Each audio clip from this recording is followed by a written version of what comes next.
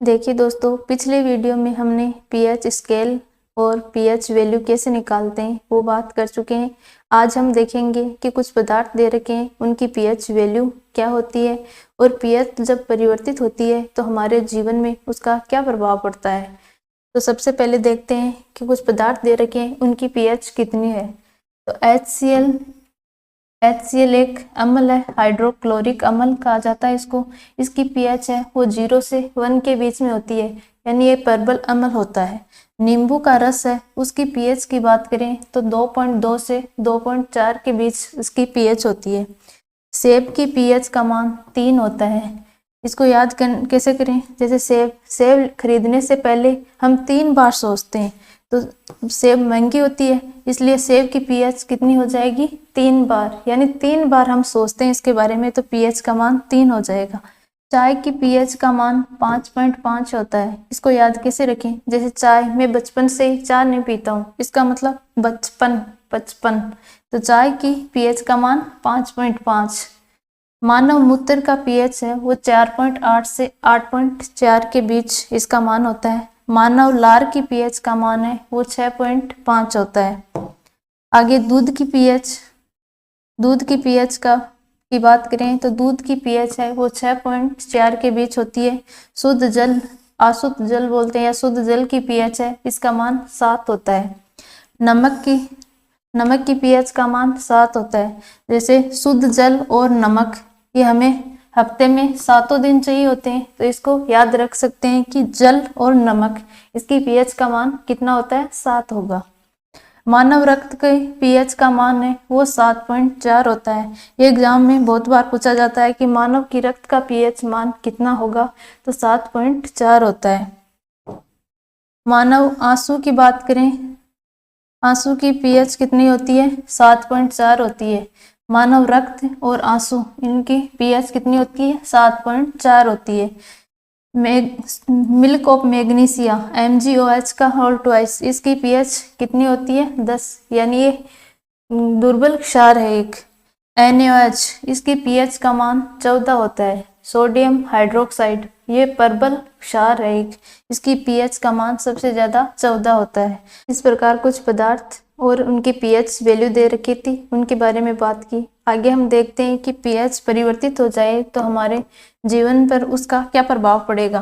तो सबसे पहला पॉइंट है कि मानव उदर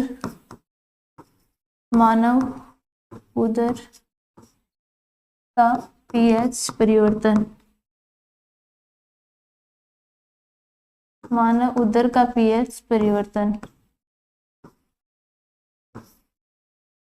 हमारे आमाशय में जब भोजन का पाचन होता है तो जठर ग्रंथियां होती हैं जो कि जठर रस का स्राव करती हैं। लेकिन जब भोजन का पाचन ठीक तरह से नहीं हो रहा हो तो जठर ग्रंथियों द्वारा जठर रस का स्राव किया जाता है, तो जठर रस की मात्रा है वो ज्यादा हो जाती है। और जठर रस में कौन सा अम्ल होता है, HCl अम्ल होता है, हाइड्रोक्लोरिक अम्ल। तो इस हाइड्रोक्लोरिक अम्ल की मात्रा है वो ज़्यादा हो जाएगी, जिससे हमारे पेट में जलन उत्पन्न हो जाती है। अगर उसको दूर करना है, उस पेट की जलन को दूर करना है, तो क्या करते हैं, जो दुर्बल क्षार होते हैं उनको काम में लिया जाता है। दुर्बल क्षार की बात करें, जैसे MgOH का whole twice, milk of magnesia है या इनो है, इनको काम में लेते हैं। तो पेट की अम्लता को दूर करने के लिए कौन से क्षार काम में लिए जाते हैं, तो मिल्क ऑफ मैग्नीशिया या इनो है, इनको काम में लिया जाता है। तो आमाशय में जठर ग्रंथियों के द्वारा कौन सा जठर रस स्रावित होता है, उसमें कौन सा अम्ल होता है, HCl अम्ल होता है, हाइड्रोक्लोरिक अम्ल प्रेजेंट होता है, जिससे अम्ल की मात्रा ज़्यादा हो जाती है तो एसिडिटी बन जाती है। तो उसके उपचार के लिए तो पेट की अम्लता दूर करने के लिए क्या काम में लेंगे, पेट की अम्लता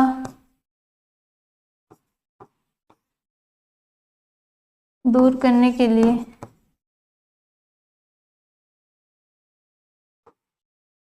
मिल्क ऑफ मैग्नीशिया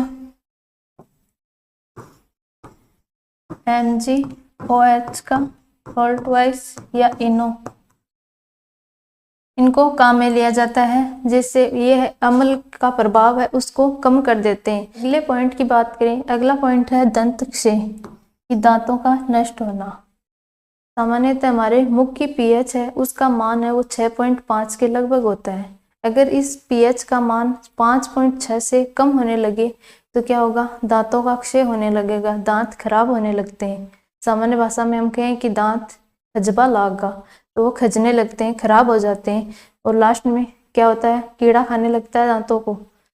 तो मुख की पीएच का मान की बात करें कितनी होती है, मुख की पीएच इसका मान कितना होता है, 6.5 होता है। अगर 5.6 से कम होने लगे, 5.6 से पीएच का मान कम होने पर क्या होता है, दांत खराब हो जाते हैं, दंत क्षय होने लगता है।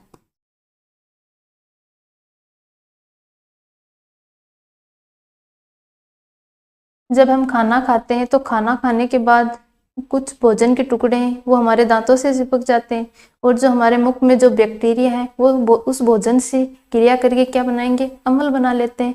तो इससे क्या होगा, मुख की पीएच है वो कम करते जाते हैं, जिससे दांतों का जो इनेमल भाग है, जो हमारे शरीर का सबसे कठोरतम भाग कहते हैं इनेमल, तो इनेमल है वो नष्ट होने लगता है। इनेमल नष्ट होने लगेगा इनेमल। अगला है कीटों का डंक। कीटों का डंक, ये लाल चींटी वगैरह, मधुमक्खी वगैरह होती हैं, ये जब काटती हैं तो इनके डंक में फॉर्मिक अम्ल होता है। जब ये अम्ल है हमारी त्वचा के संपर्क में आएगा तो क्या होगी, जलन उत्पन्न होगी। तो इस जलन को कम करने के लिए हम दुर्बल क्षार को काम में ले सकते हैं, जैसे सोडियम हाइड्रोजन कार्बोनेट है उसको उसी टाइम लगा सकते हैं तो वो जलन कम हो जाएगी। ये दुर्बल क्षार है इसलिए ये अम्ल के प्रभाव को कम कर देते हैं। तो कीटों के डंक में कौन सा अम्ल होता है, फॉर्मिक अम्ल होता है, फॉर्मिक अम्ल। फॉर्मिक अम्ल जब त्वचा के संपर्क में आएगा तो जलन उत्पन्न करेगा। तो इस जलन को कम करने के लिए क्या काम में लेंगे, सोडियम हाइड्रोजन कार्बोनेट या सोडियम बाइकार्बोनेट को काम में लेते हैं, जो अम्ल के प्रभाव को कम कर देता है। अगली बात करें, अगला है मृदा की पीएच। मृदा की पीएच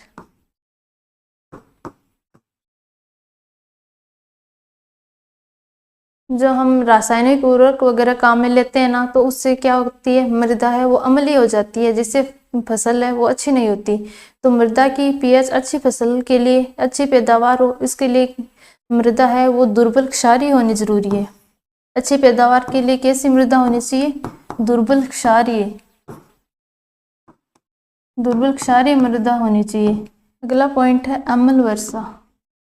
सामान्यतः जब बारिश होती है तो उसकी पीएच का मान है वो 5.6 से 6 के बीच होता है। जब पीएच का मान, पीएच है उसका मान 5.6 से कम होने लगेगा तो उसको क्या बोलते हैं, अम्लीय वर्षा कहा जाता है।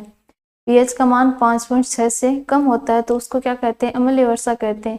जैसे फैक्ट्री वगैरह है तो उनसे जो प्रदूषक गैसें निकलती हैं, जैसे SO2 है, सल्फर डाइऑक्साइड, NO2, ये कौन सी हानिकारक गैसें हैं। जब ये वायुमंडल में फैलेंगी तो बारिश होती है तो ये बारिश के जल से क्रिया करके क्या बनाएंगी, अम्ल का निर्माण करती है। जब ये बारिश के साथ पृथ्वी पर पहुंचती है तो उसको क्या बोलते हैं, अम्लीय वर्षा बोल देते हैं।